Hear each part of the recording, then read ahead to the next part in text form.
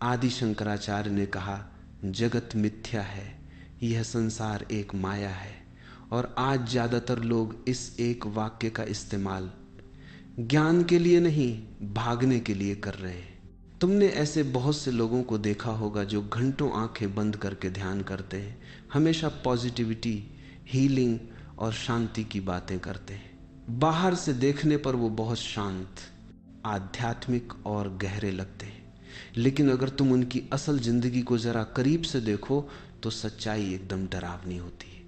उनके bank account खाली होते हैं, उनके रिश्ते अंदर ही अंदर खोखले हो चुके होते हैं, उनके पास कोई ठोस करियर नहीं होता, और जिंदगी में जरा सा भी असल तनाव या स्ट्रेस आ जाए तो वो पूरी तरह से बिखर जाते हैं।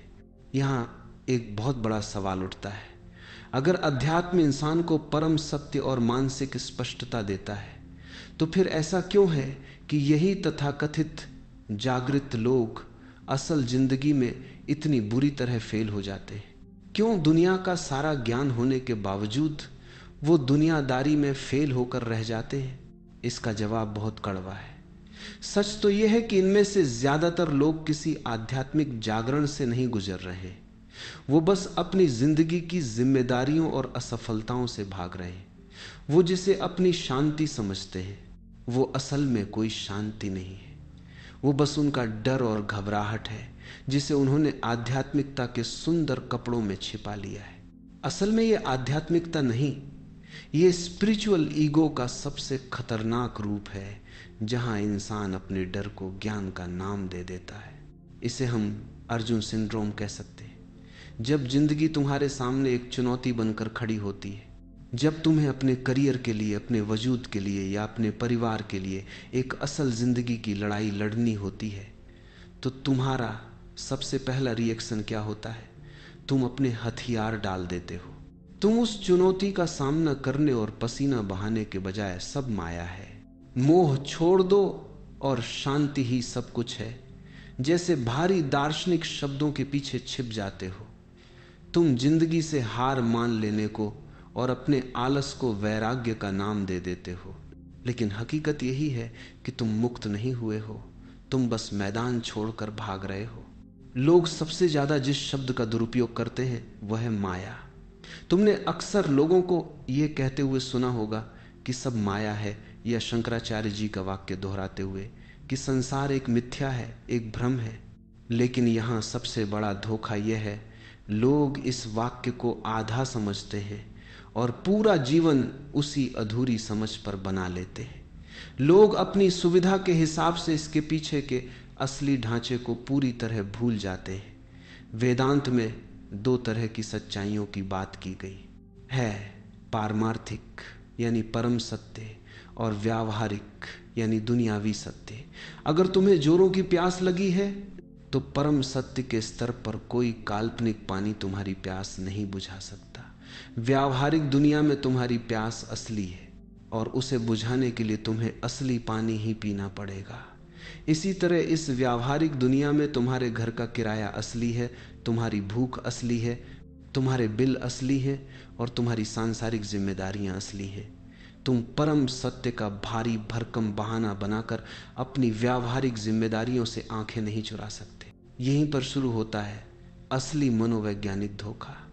इसे तुम आध्यात्मिकता के रूप में छिपा हुआ अंगूर खट्टे हैं वाला ईगो कह सकते हो। जब किसी इंसान के अंदर दौलत कमाने, एक मजबूत करियर बनाने या जिंदगी में कुछ बड़ा हासिल करने का अनुशासन और हिम्मत नहीं होती, तो उसका अहंकार उसे अंदर से टूटने से बचाने के लिए एक बहुत बड़ी चालाकी करता है। वह व्यक्ति यह ऐलान कर देता है कि पैसा, रुतबा और सफलता तो सिर्फ माया है, मुझे इन चीजों का कोई मोह नहीं है। लेकिन सच तो यह है कि यह कोई ज्ञान या वैराग्य नहीं है, यह सिर्फ तुम्हारा डिफेंस मैकेनिज्म है, अपनी असफलता को सही साबित करने का एक तरीका है। ऐसे लोगों ने इस दुनिया और इसकी माया को पार नहीं किया है, बल्कि इस दुनिया ने उन्हें बुरी तरह हरा दिया है। जब तुम जिंदगी के मैदान में लड़ने से पहले ही हार मान लेते हो और अपनी उस हार और कमजोरी को अध्यात्म का नाम दे देते हो, तो तुम सत्य के करीब नहीं जा रहे होते, बल्कि तुम खुद से सबसे बड़ा झूठ बोल रहे होते हो। लोग सोचते हैं कि एकदम शांत होकर बैठ जाना या कुछ ना करना ही अध्यात्म की सबसे ऊंची सीढ़ी है। लेकिन अगर तुम एक पत्थर को देखो तो वह भी एकदम शांत और स्थिर पड़ा रहता है। तो क्या वह पत्थर जागृत हो गया है? क्या उसे ज्ञान मिल गया है? नहीं, वह शांत इसलिए है क्योंकि वह मृत है, उसमें कोई जान नहीं है। ठीक इसी तरह जब तुम जीवन की भागदौड़ से कटकर एकदम निष्क्रिय हो जाते हो तो तुम शांति नहीं बल्कि एक आध्यात्मिक कोमा में जा रहे होते हो। यौगिक मनोविज्ञान में इसे बहुत गहराई से समझाया गया है। वहां 3 गुणों की बात होती है जिनमें से 2 हैं, तमस और सत्व। तमस का मतलब है अंधकार, आलस, जड़ता और कुछ भी ना करने की प्रवृत्ति। वहीं दूसरी तरफ सत्व का मतलब है पवित्रता, प्रकाश और एक सक्रिय संतुलन। सत्व तुम्हें जीवन से भागना नहीं बल्कि उसे पूरी ऊर्जा और होश के साथ जीना सिखाता है। आज के समय में सबसे बड़ा धोखा यही है कि लोग अपने तमस को सत्व समझने की भूल कर रहे हैं। जब कोई इंसान जिंदगी के संघर्षों से, मेहनत से और चुनौतियों से पूरी तरह कट जाता है तो स्वाभाविक रूप से उसे कोई बाहरी घर्षण या परेशानी महसूस नहीं होती और वह इस घर्षण की कमी को, इस सुन्नपन को सात्विक शांति मान लेता है। उसे लगता है कि उसने दुनिया के मैट्रिक्स को पार कर लिया है, जबकि असलियत में उसने सिर्फ अपनी खुद की ऊर्जा की बैटरी निकाल दी है। उसने कोई परम शांति नहीं पाई है, वह बस तामसिक आलस की गहरी खाई में गिर गया है और उसे इसका एहसास तक नहीं है। अगर तुम सोचते हो कि अध्यात्म का मतलब अपना काम धंधा छोड़कर पूरी तरह से पैसिव हो जाना है तो तुम्हें महाभारत के वन पर्व में छिपी व्याध गीता की कहानी जरूर सुननी चाहिए। एक सन्यासी थे, कौशिक मुनि। उन्होंने घने जंगल में जाकर घोर तपस्या की और अपनी इंद्रियों पर ऐसा नियंत्रण पा लिया कि उन्हें लगा कि वो दुनिया के सबसे बड़े ज्ञानी बन गए। एक दिन जब उनका ईगो चरम पर था तब नियति ने उनके इस अहंकार को तोड़ने का फैसला किया। उन्हें ज्ञान की असली पूर्णता सीखने के लिए किसी हिमालय के शांत बाबा के पास नहीं बल्कि मिथिला के एक बेहद शोरगुल वाले बाजार में भेजा गया। और उनका गुरु कौन था? एक कसाई जिसका नाम था धर्मव्याध। जब कौशिक मुनि वहां पहुंचे तो उन्होंने देखा कि वह इंसान मांस काट रहा था, ग्राहकों से मोल भाव कर रहा था और अपना सांसारिक व्यापार पूरी व्यस्तता के साथ कर रहा था। कौशिक अंदर तक हिल गए और सोचने लगे कि यह अशुद्ध और सांसारिक काम करने वाला आम इंसान मुझे, एक महान सन्यासी को, क्या ज्ञान देगा। लेकिन जब धर्मव्याध ने बोलना शुरू किया तो कौशिक मुनि के होश उड़ गए। धर्मव्याध पूरी तरह से आत्मज्ञानी पुरुष था। उसने मुस्कुराकर कौशिक से कहा, मुनिवर, आप जंगल की शांति में भागकर भी अपने अहंकार को नहीं मार पाए और मैं इस शोरगुल वाले बाजार में खड़ा होकर अपना यह कसाई का व्यापार पूरी ईमानदारी से करते हुए भी भीतर से पूरी तरह मुक्त हूं। यह कहानी तुम्हारे चेहरे पर एक तमाचा है। अगर तुम सोचते हो कि तुम्हारी सांसारिक जिम्मेदारियां तुम्हें बांधती हैं, सच यह है कि जिंदगी से भागने वाला एक सन्यासी भी अहंकारी और अशांत हो सकता है और बाजार के बीचों बीच बैठकर व्यापार करने वाला एक इंसान भी भीतर से बुद्ध हो सकता है। असल खेल कर्म छोड़ने का नहीं है, कर्म के प्रति तुम्हारे रवैये का है। हमारे शास्त्रों में एक बहुत ही सटीक शब्द है, मरकट वैराग्य, यानी बंदर वाला वैराग्य। यह वो नकली वैराग्य है जो सिर्फ निराशा और हताशा से पैदा होता है। तुम किसी परीक्षा में फेल हो जाते हो, तुम्हारा दिल टूट जाता है या तुम्हें नौकरी से निकाल दिया जाता है और अचानक से तुम्हें लगने लगता है कि इस दुनिया में कुछ नहीं रखा, मुझे सब कुछ छोड़कर पहाड़ों पर चले जाना चाहिए। लेकिन यह कोई मुक्ति नहीं है, यह सिर्फ एक हताश प्रतिक्रिया है, एक बहाना है। जैसे ही तुम्हारी जिंदगी में कोई नया लालच या नई उम्मीद आएगी, तुम्हारा यह तथाकथित वैराग्य पल भर में गायब हो जाएगा। असली वैराग्य दुनिया से भागना नहीं है। इसे पानी और नाव के उदाहरण से बहुत गहराई से समझा जा सकता है। एक नाव को अपना काम करने के लिए, अपनी मंजिल तक पहुंचने के लिए पानी में ही रहना पड़ता है। वह पानी से भाग नहीं सकती, लेकिन नाव तभी तक सुरक्षित है जब तक वह पानी के ऊपर है। जिस पल पानी नाव के अंदर आना शुरू होता है, नाव डूब जाती है। यही असली वैराग्य का नियम है। तुम्हें भी इस भौतिक दुनिया में पूरी तरह से जीना है, अपना हर काम पूरी शिद्दत से करना है।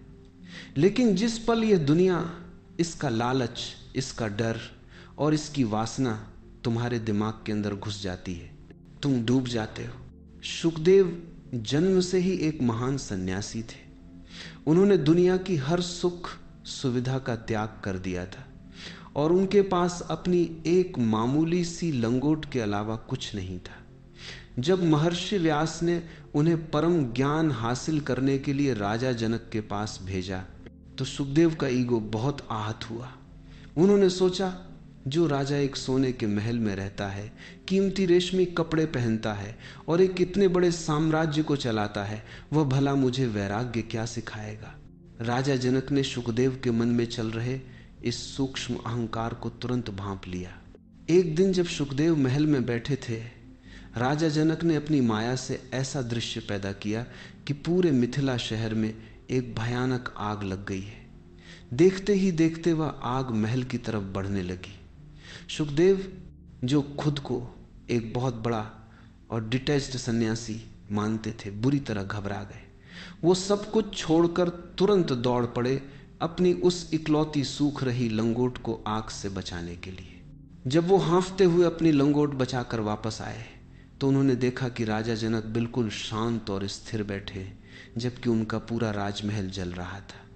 जनक ने मुस्कुराकर सुखदेव की तरफ देखा और कहा, हे सुखदेव, मेरा पूरा का पूरा साम्राज्य जल रहा है, लेकिन मेरे भीतर लेश मात्र भी बेचैनी नहीं है।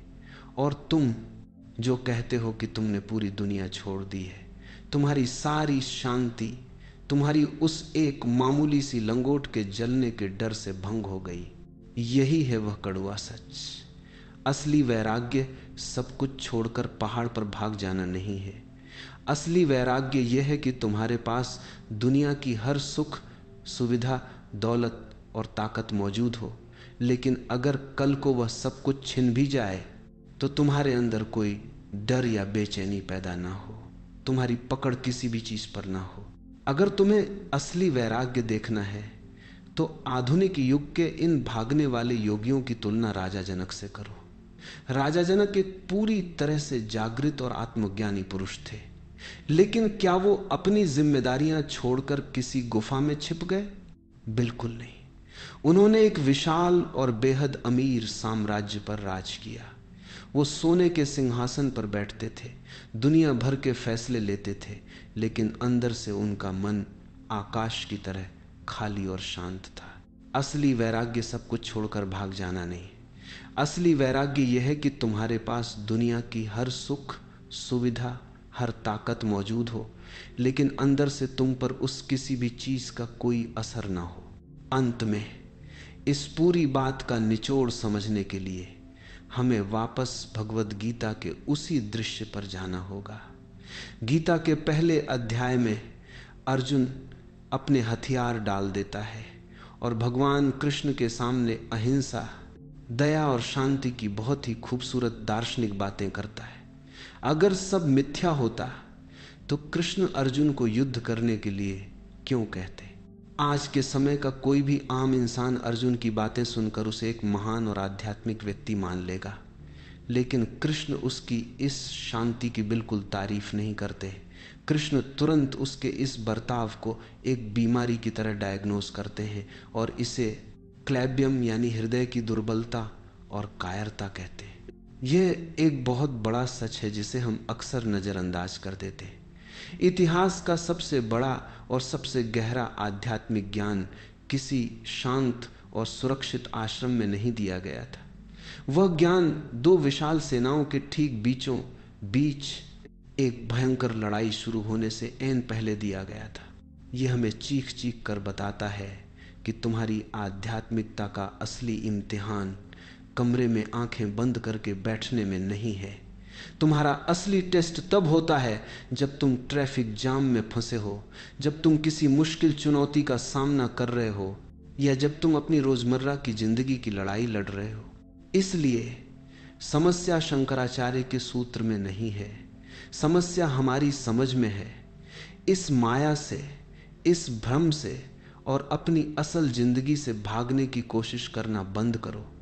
आध्यात्मिकता तुम्हें दुनिया छोड़ना नहीं सिखाती, बल्कि यह तुम्हें उस दुनिया का मास्टर बनना सिखाती है। भागना कोई वैराग्य नहीं है।